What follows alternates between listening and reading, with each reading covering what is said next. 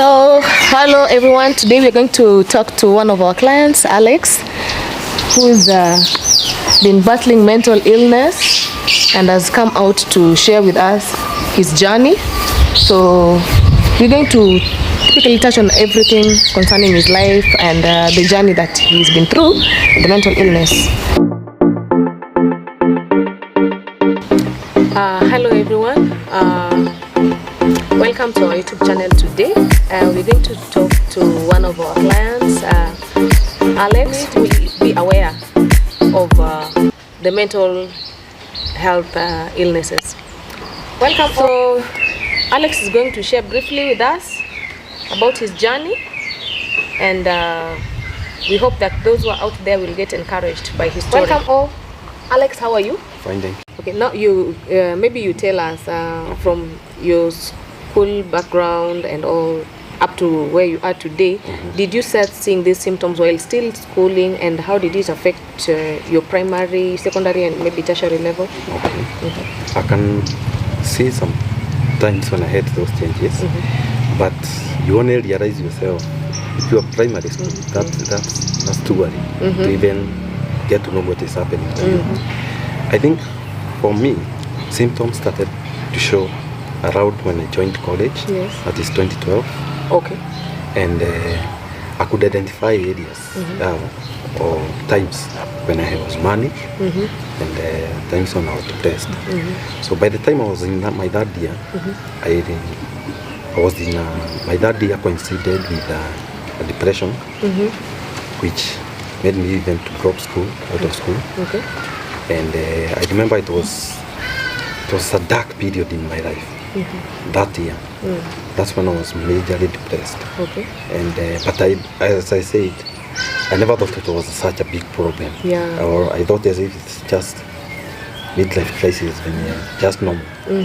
But had I known, I would have sought out my medical advice. Yeah. But I didn't. You didn't. I didn't. Yeah. So how did you manage from that moment that you dropped out of school? How did you go about your depression?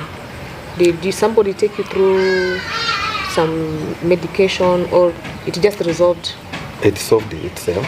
So with bipolar, you have phases of depression, alternating with phases of mania. Yeah. And sometimes you can also be at a stable condition. Okay. You can have a stable episode where you are not experiencing any of the two. So with that, I think that was 2016, 2017. That's when I was majorly depressed. But I never sought out medical advice, or I consulted a doctor for that matter. So the issue came about, the depression came about and went all by itself. But then again, it recurred again, and that's when I sought out medical advice. Okay. Yeah. Was there a trigger to that depression? Yeah. Okay, I think by my first depression was triggered by maybe a tough academic life. So with that, I think that's what led me to depression in the first place. Then my second depression came about when I was 28, turning around 28. That's when I was diagnosed. So this one was quite severe because it had psychotic symptoms. Okay. It wasn't light at all. It was really a full-blown depressive episode with psychosis. So the second one was triggered. I was using alcohol. At that time, using alcohol to self-medicate, and I think that's where the problem came in. Yeah. Like you're self-medicating yourself out alcohol. Of the depression? Out of depression with alcohol. With alcohol. Okay. So how many bottles are we talking about here? Per day, maybe? Yeah, I would say 5 on a daily basis. Not even on a daily basis. Anytime I felt that I was low. I used to be drinking. Yeah, so that's what led to my full-blown depressive episode, psychotic symptoms, and it was tough. Yeah. So at that point, it came to a point in my life when I decided, you know what, let me seek out help. Yeah, but it took quite so long for me to say those very words. I need help. Okay. It took some time. Yeah. So you sought help by yourself or you tagged your family along? Yeah. Like, how did you go about it?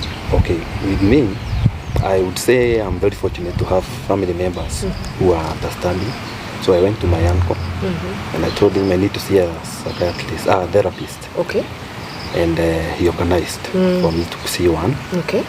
And then when I started having now sessions, therapy sessions, that time I was still struggling with addiction. So it was, addiction is what led me to a therapist's office in the first place.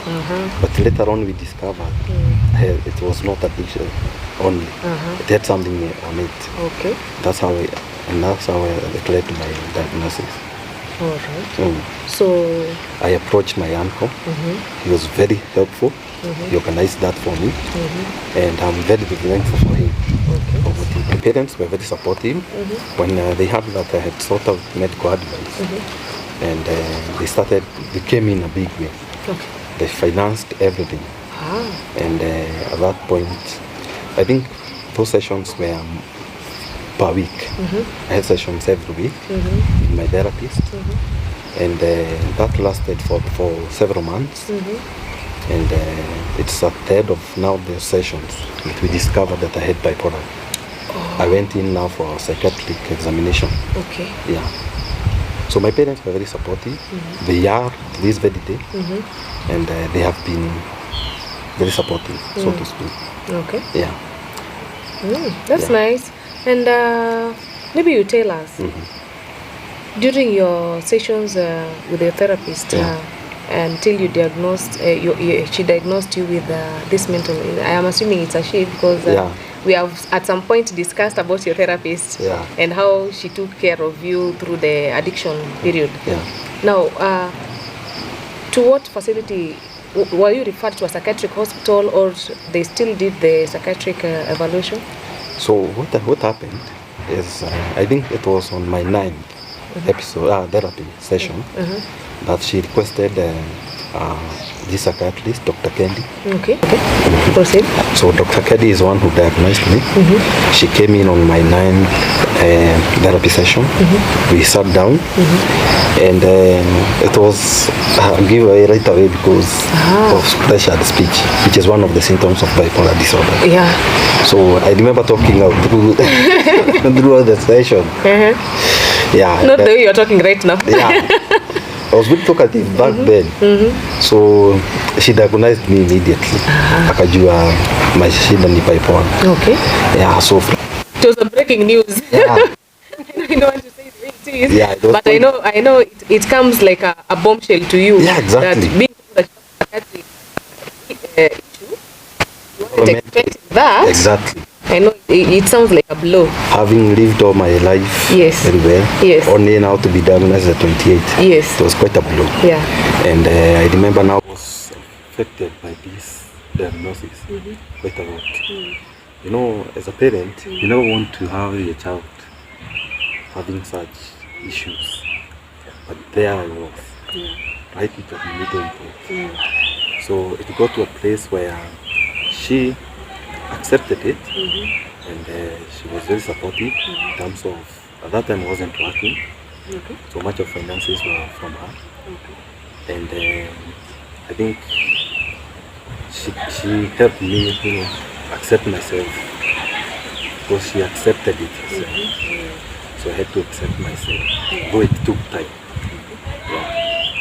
So they have been very supportive, all my parents, my uncle, and also have a good family support, I would say, and medical support team that includes my mom, my dad, my aunt, my aunt, and a few friends. Okay. Yeah. How did your friends receive the news? Well, to them it was a shock. They never thought I had a problem, and they were. Most of them actually would say no. There's not such a thing. You are quite normal the way we see you. Wow. Yeah. So they couldn't really grasp the length of, having such an illness. Yes. Yeah. So along the way, have you had to lose some friends? Or oh yes. They're all there. Yeah. No. I had to lose some. Yeah. Those who I felt that we are not, threats per se. They're just there, but when you need them, they are there for you. Okay. So you have to shun others and seek out new relationships where you feel what accepted just the way you are. Yeah, that's one of them. Okay. Yeah. And about shunning some of them, did you shun them, or some just decided to walk out because now they felt this might be some sort of a burden to us or something like that? Okay, this is my first time going public about my mental illness. Oh yeah. This is my first time. So I don't tell everyone. Okay? Yeah. Because stigma is real. Stigma is real. Stigma is real. Yeah. That's true. Yeah. Stigma is real. And So- there's a time you told me about your having experienced some stigma Yeah, right. after coming from a psychiatric ward. Can you tell us maybe what triggered you to a length whereby now your parents felt that let us take him to a mental hospital? I was having some personal issues at home, having some problems, and I think it was part of my illness. How you get irritable. That is one of the moods that I find with bipolar. Sometimes gets irritable and now starts being violent or going psychotic, so to speak. But for me, I was lucky it was not a psychosis, so to speak. So I was brought in for in a mental hospital, and I can say the experience was good for me. Yeah. It was good. How good? How good? How good? Yeah, we would First love to thing, hear. if you are in a mental hospital, there's no stigma there. Everyone accepts that you are indeed suffering. You're not pretending. And so you find that being in a hospital where you have people who are aware of mental illnesses, comes a long way in healing. Yeah, that's one of it. Stigma, right after now, my hospitalization, after I went home, that's when stigma really hard hit me. So you find that people are staring at you, they just want to confirm whether you are still okay or you went okay. Okay. So you find that the society as large doesn't really take mental illnesses very well. There's that perception that you are not a human being with your dignity. And it's always a mission, so to speak. Yeah. I get you. I really get you. And there's this time we were sharing, and you told me that some people would just come to provoke you to see whether you are still okay or you are still in your psychotic mood. Yeah. So how do these people come about? Like, do they just come from your home environment and they just want to do something? They want to check and confirm exactly if you're okay, or whether you are mad. Yeah. Wow. So they bring you some questions that doesn't make sense. They just want to confirm whether you are still okay, and that's one way you feel stigmatized. Okay. Because they don't accept or take you as you are. Yeah. Okay. Yeah. I think even the society as at large, mental awareness, mental illness, and mental awareness is still quite an issue. Not everyone out there understands that you could be suffering. Yeah. You are normal, you are okay, but you could be suffering mentally. Yeah. And now the problem with the mental illness, you can't show it. You can't say you come and it's not noticeable. Nobody notices. Yeah. It's an internal thing. Yeah. So I think that's also contribute to how people view it and view other people's mental illnesses. And now that you drop out from university, but I know you are you're taking your actuarial science studies at Jomo Kenyatta University. Yeah. How did this go for you? Like how did your friends? Do you have friends who cleared and you meet at some point and I have them. They don't get to understand you? They do. Okay. They do. I'm very fortunate to have friends who understand exactly what a mental illness is. Oh, nice. And I have few, not everyone. Yeah. As I say, not everyone knows about my illness. Yes. I have few select friends who I know are there for me when I need them. Yeah. And I'm there for them when they need me. Okay. That's that's a small group who I find that I can trust them with issues or whatever is it that I want to discuss. Okay. Yeah, so I would say the illness, to some extent, now looking back before my diagnosis, contributed to many things. Oh, yeah. Dropping out of school could be one of them. I think bipolar played a large role in now the way I dropped out of school. Okay. But then I went back again, started doing something else, Yes. and I'm still ongoing with it. Okay. Yeah. You went to KCA. called KCA, the School of Accountancy, but then you also dropped out. Yeah. Yes. What made you drop out? I think it was a period of time when finances were still an issue, but I can say it was my first dropping out of university, my first dropout was contributed to my mental state. That I can assure you. But the second one was about a bit of finances, and I also felt that I needed to take a break. Okay. Yeah.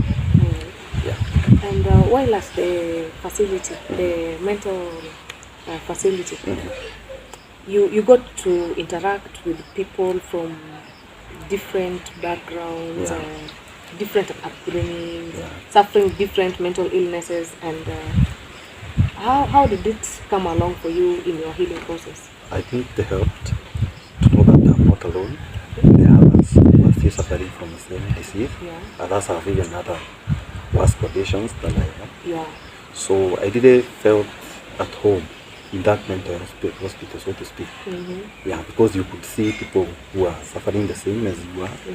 You could hear their stories, and I think that gave me hope in life, that I can still manage my disease and still be okay out there. So it came a long way. Yeah.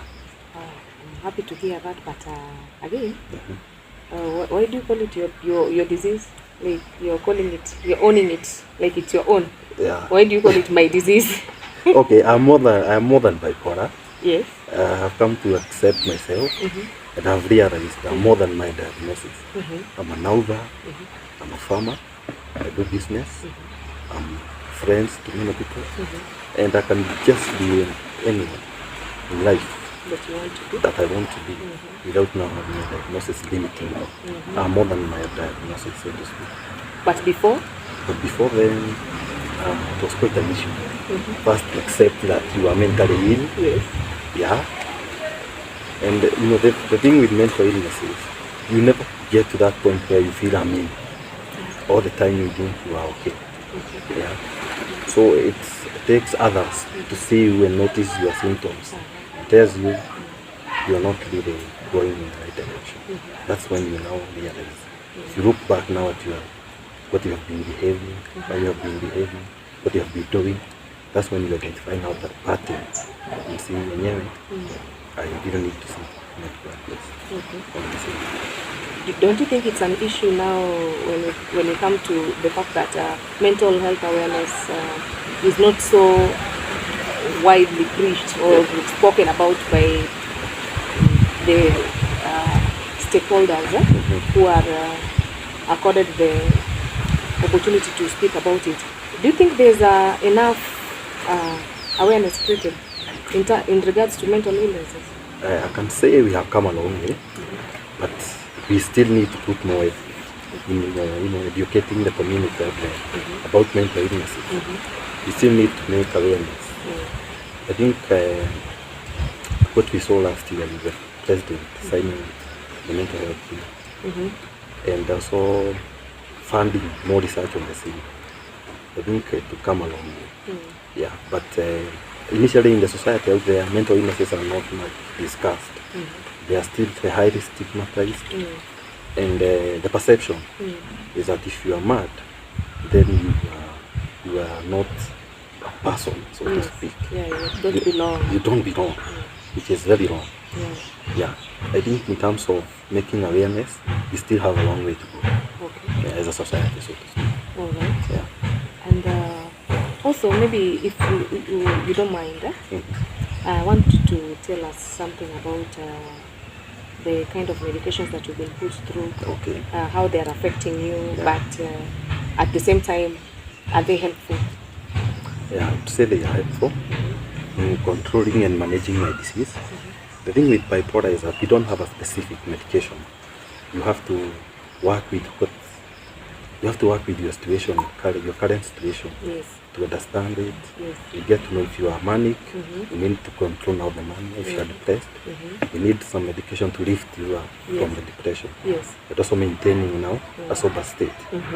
So medication comes a long way. So yes, sorry for the pill haters out there. The pills have to work. You can't just talk someone down from a mental illness. Yes. They need medication. Yes. And it comes along. For me, the journey has been quite tough. Trying this, trying that, different combinations. Yeah. So it has taken quite some time to arrive at that optimal, medication combinations that will help me be now stable and normal life. Okay. Yeah. So their side effects, I would say they are quite significant when it comes to psychotics. You find that you are somehow limited to some extent. It's like taking a medication for headache that causes you to have some backache. Oh God. Yeah. But all the same, you look at what you are preventing. Yes. So it's worth. Yes. It's worth the trade-off now. Yes. Yeah. And are there specific coping mechanisms that you've put for yourself so that you don't get some relapse? Yeah. How to deal with the stigma and all that? Yeah, I have. So the first thing, after now accepting yourself and understanding your now symptoms, you need now to understand exactly what happens when you go manic or when you get depressed, so that you can look out for those symptoms before they happen. Another coping mechanism would be having a scheduled time or a daily routine, time to wake up, time to go to bed. That's very important. Yeah. So if you have to work on a schedule that you have a specific time that you go to bed and a specific time that you wake up. That's one of them. Another would be to have a mood diary where you write down your mood and you can track now your progress along the way. Yeah, that also comes along in helping now you are doctor to understand how the disease has been progressing. Okay. Yeah. What would you like to tell people out there who are suffering from mental illnesses and they're finding it so hard to come out and speak about it, or finding it even hard to seek professional advice or seek professional help? How would you tell them so that they come out, speak, and maybe encourage them not to die in silence, because so many people are dying in silence, and not just those who are having the mental illnesses, but also the relatives who are fearing to bring them out for medications or for treatment. Can you tell them something? So for me, what I would advise everyone watching us is that a mental illness can happen to anyone. I never thought I would be in such a position today. It can happen to anyone. And the best thing is to be aware and to be vigilant of your symptoms. If you are depressed, and especially depression is one of we call it the common code of mental illnesses. Yes, it's the common code. Yeah, the common code of mental illnesses.